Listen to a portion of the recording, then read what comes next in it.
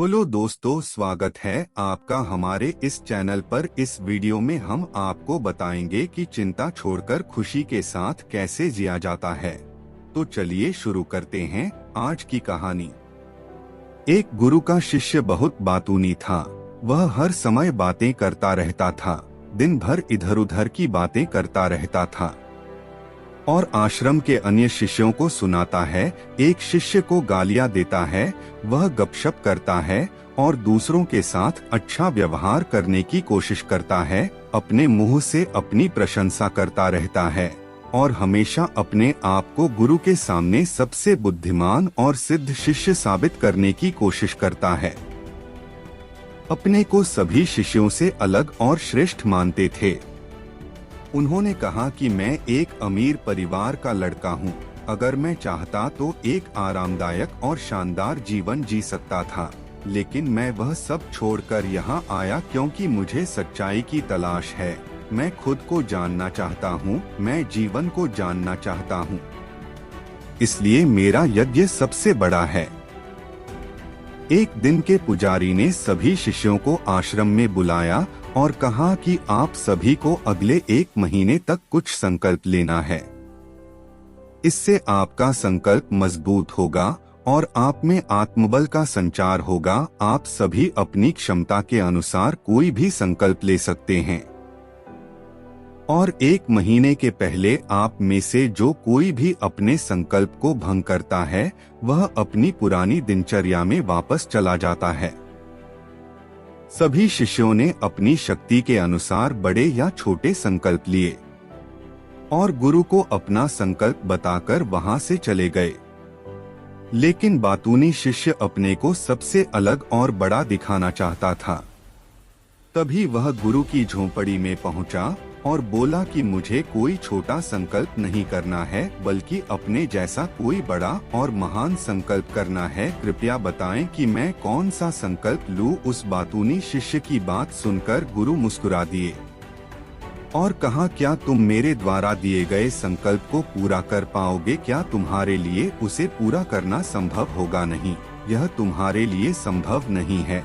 तुम इसे पूरा नहीं कर सकते तो अपना संकल्प खुद खोजो। शिष्य ने कहा, नहीं गुरु, मैं पूरा करूंगा। आप मुझे जो भी संकल्प दें, आप कृपया मुझे बताएं। शिक्षक ने कहा, ठीक है, फिर आप अगले महीने चुप रहेंगे। मुंह से एक शब्द भी नहीं निकलेगा। वह आपका संकल्प है। शिष्य ने कहा, गुरु जी, क्या यह संकल्प है?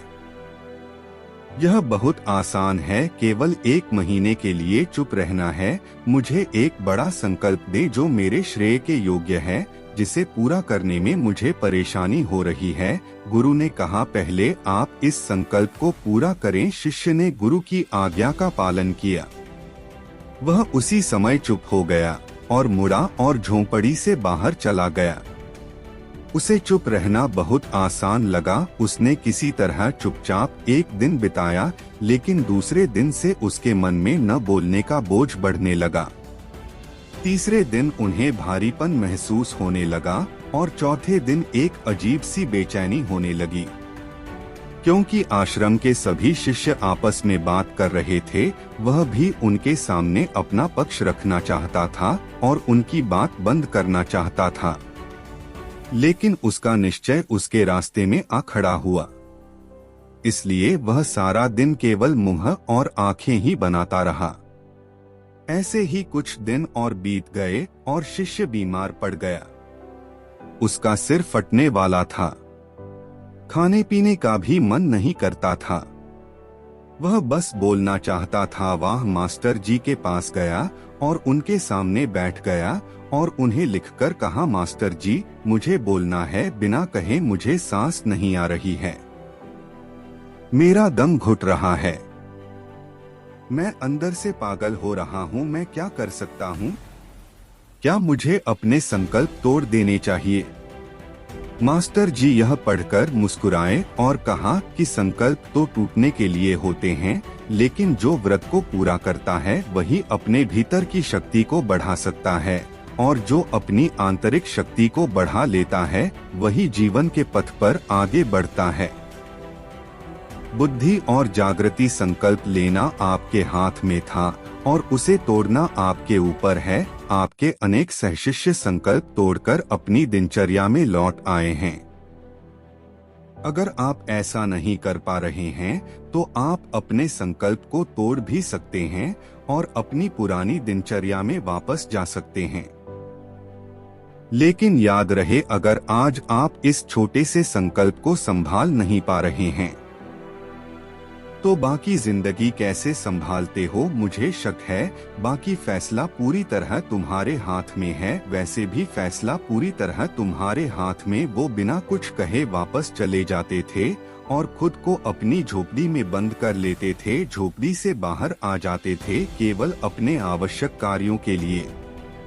बाकी समय वह कुटिया के अंदर ही बैठा रहता था। 15 दिन बीत चुके थे और आश्रम के सभी छात्रों का संकल्प लगभग टूट चुका था, लेकिन उस बातूनी शिष्य का संकल्प अभी भी चल ही रहा था कि प्रतिज्ञा लेने के बाद से वह एक शब्द भी नहीं बोला। पूरा आश्रम हैरान था कि इतना बोलने वाला आदमी चुप कैसे हो गया। 15 दिन बाद वह अपने मालिक के पास गया और लिखित में कहा कि हे मालिक, मैं बाहर से चुप हूँ, लेकिन मेरे अंदर कई आवाजें हैं। बहुत रोना और शिकायत है। मैं अंदर ही अंदर बात करता रहता हूँ। मेरा मन तरह तरह के सवाल करता रहता है। बाहर से जितना शांत हूँ, भीतर उतना ही कोलाहल है। मुझे संदेह है कि मेरा संकल्प अभी भी कायम है या नहीं। क्योंकि आपको बोलने की आदत है। आप बाहर से भले ही खामोश हों, लेकिन अंदर ही अंदर कहते रहते हैं कि आपको इन बातों और आवाजों से दूर जाना होगा। शिष्य गुरु को प्रणाम करके चला जाता है और भोर होते ही वह अपनी कुटिया छोड़कर जंगल में चला जाता है। कई दिन बीत जाते हैं और संकल्प का समय भी पूरा हो जाता है, पर वह शिष्य वापस नहीं आता। आश्रम में सभी को डर था कि जंगली जानवरों ने उसे खा लिया है। इस दौरान लोगों ने उसे खोजने का काफी प्रयास किया, लेकिन वह कहीं नहीं मिला। गुरु के सभी शिष्यों ने स्वीकार किया था कि जंगली जानवरों ने उन्हें अपना शिकार बनाया है, लेकिन मास्टर जी को ऐसा नहीं लगा। एक दिन आश्रम का एक शिष्य गुरु के पास आया और बोला, गुरुजी, बातूनी शिष्य को क्या हुआ? जानवरों ने मार डाला होगा। मालिक ने कहा, हो सकता है जानवरों ने उसका शिकार किया हो, लेकिन उसके न लौटने का कोई और कारण हो सकता है। हो सकता है कि वह जिस चीज के लिए वहां गया था वह मिल गया हो। शिष्य ने पूछा कि क्या ज्यादा बोलना हानिकारक है? गुरु ने कहा, यह भी मानव जीवन के कई दुखों में से एक है कि वो कभी चुप नहीं रह सकता। वो हमेशा कुछ ना कुछ कहता रहता है। हमारा आधे से ज्यादा दुख हमारे अकेले बोलने से होता है। ज्यादातर परिवारों के झगड़े की वजह हमारी बेवजह की बातें होती हैं। हम में से कोई भी चुप नहीं रहना चाहता। हम सिर्फ सामने वालों से कहना चाहते हैं जो कुछ भी हमारे मन में है। हम उसे समझाना चाहते हैं कि आप गलत हैं और मैं सही, कहाँ तक उचित है, क्योंकि दूसरा भी वही कर रहा है। और इस तरह सब एक दूसरे का सडागला सामान ले रहे हैं, तो समय के साथ साथ उन्हीं बातों की परतें गिनते रहते हैं और एक दूसरे को सुनाते रहते हैं। इस तरह सुनने सुनाने का यह काम जीवन भर चलता रहता है।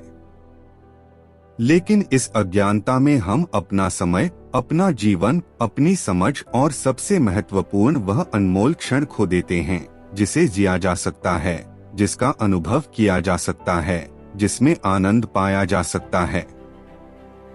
लेकिन बदले में हमें क्या मिलता है?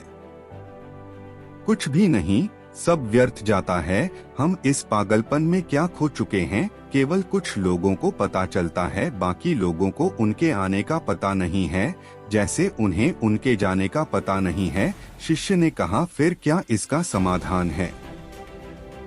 गुरु ने कहा कि आपके विचारों को पूरी जागरूकता के साथ देखना ही सभी मानसिक समस्याओं से बचने का एकमात्र तरीका है। दोस्तों, वर्तमान में रहें और पूरी सजगता के साथ अपना काम करें। यह प्रसिद्ध जापानी ज़ेन मास्टर शुनरियो सुजुकी का कथन है, जिन्होंने अपनी पुस्तक ज़ेन माइंड बिगिनर्स माइंड में विस्तार से बताया है कि कैसे एक व्यक्ति अपने दैनिक कार्य करने के साथ साथ जागरूकता का अभ्यास कर सकता है और एक जीवन भी जी सकता है। मानसिक रूप से स्थिर और सुखी जीवन आप चाहें। उस बातूनी शिष्य को आश्रम छोड़े हुए 3 महीने बीत चुके थे, पर उसका कोई समाचार न था। अब तक सब शिष्य भी उसके लौटने की आशा छोड़ चुके थे, लेकिन एक दिन वह आश्रम लौट आता है। उसे देखकर सभी चकित और प्रसन्न हुए, लेकिन अब वह छोड़ने वालों में नहीं था। वह कुछ और के रूप में वापस आया। उसमें एक अजीब परिवर्तन महसूस किया जा सकता था। उसके चेहरे पर एक अजीब सा भाव था और उसकी आंखों में बड़ा सुकून था।